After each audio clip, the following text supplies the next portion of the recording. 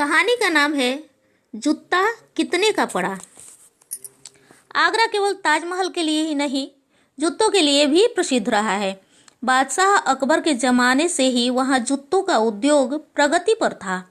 स्वयं बादशाह आगरा के बेहतरीन जूते पहनने के शौकीन थे। एक बार बादशाह ने बड़ी खोजबीन के बाद अपने लिए शानदार जूते मंगवाए। उस दिन दरबार में सम्राट के जूतों की चर्चा चल रही थी। हर कोई बादशाह की चापलूसी में उनके जूतों की तारीफ के पुल बांध रहा था।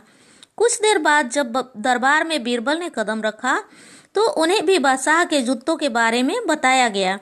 जूते देखकर बीरबल ने बादशाह सलामत से पूछा, आलम पना, ये जूते कितने के हैं? पूरे 200 रुपये के, बादशाह ने उत्तर दिए। फिर एक जूता कितने का पड़ा? बीरबल ने पूछा।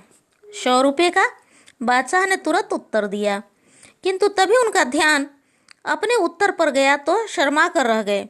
बेचारे दरबारियों से उस समय न हंसते बन रहा था न ही रोते। बीरबल का सवाल ही ऐसा था। अगली कहानी का नाम है आधी धूप में आधी छांव में।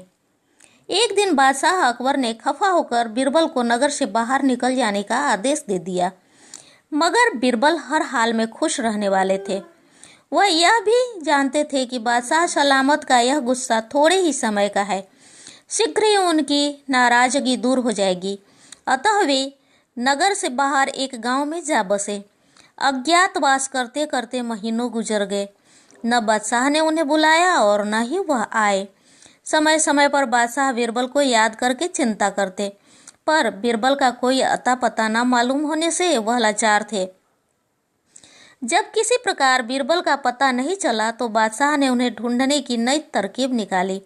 उन्होंने शहर के चप्पे चप्पे पर ढिंढोरा पिटवा दिया कि जो शख्स आधी धूप आधी छाया में हमारे पास आएगा उसे 1000 रुपये इनाम दिए जाएंगे। बहुत से लोगों ने इनाम पाने की कोशिश की, पर किसी के दिमाग में आधी धूप आधी छाया में होकर आने की युक्ति नहीं सूझी। इस प्रकार यह बात फैलते फैलते बीरबल के कानों तक पहुंची।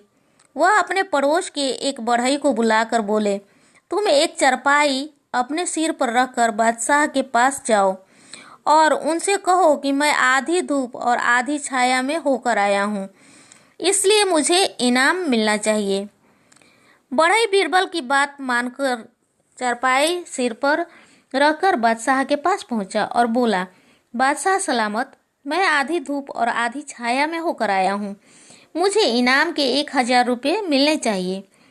बादशाह ने उससे पूछा, सच सच बताओ, तुम्हें इस प्रकार आने की सलाह किसने दी?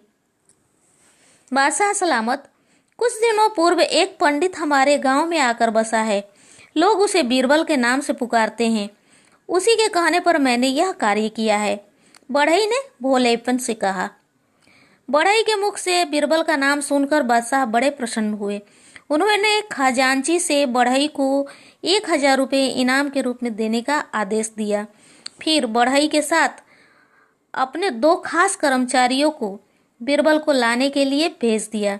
इस प्रकार बीरबल बादशाह के पास दोबारा पहुंच गए।